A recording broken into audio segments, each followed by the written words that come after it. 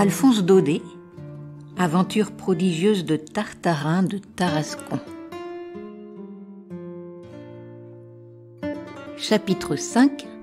Quand Tartarin allait au cercle.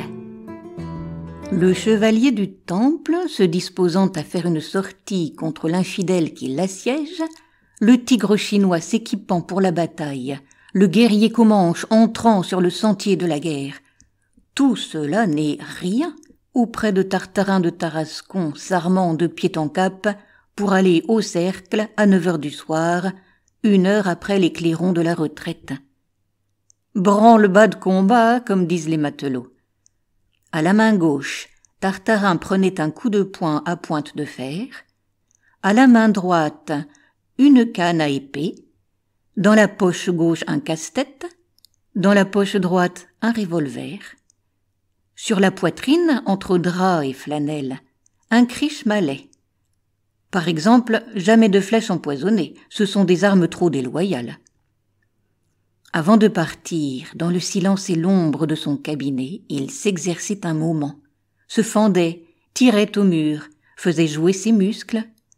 Puis, il prenait son passe-partout et traversait le jardin, gravement, sans se presser.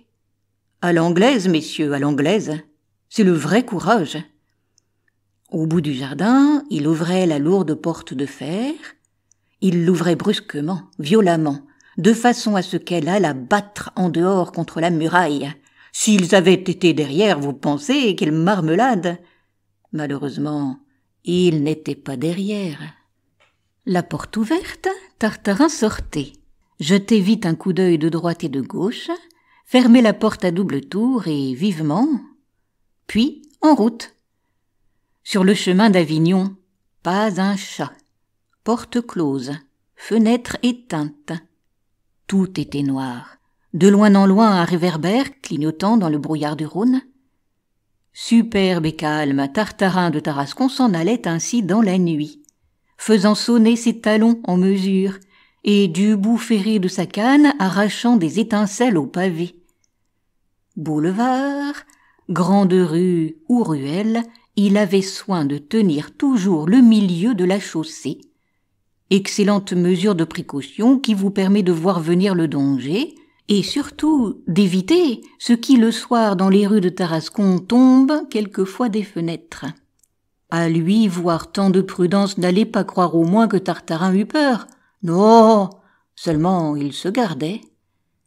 La meilleure preuve que Tartarin n'avait pas peur, c'est qu'au lieu d'aller au cercle par le cours, il y allait par la ville, c'est-à-dire par le plus long, par le plus noir, par un tas de vilaines petites rues au bout desquelles on voit le Rhône luire sinistrement. Le pauvre homme espérait toujours qu'au détour d'un de ces coupe-gorges, ils allaient s'élancer de l'ombre et lui tomber sur le dos. Ils auraient été bien reçus, je vous en réponds. Mais, hélas, par une dérision du destin, jamais, au grand jamais, Tartarin de Tarascon n'eut la chance de faire une mauvaise rencontre. Pas même un chien, pas même un ivrogne, rien. Parfois cependant une fausse alerte, un bruit de pas, des voix étouffées. « Attention !» se disait Tartarin, et il restait planté sur place, scrutant l'ombre, prenant le vent, appuyant son oreille contre terre à la mode indienne. Les pas s'approchaient, les voix devenaient distinctes, plus de doute, ils arrivaient, ils étaient là.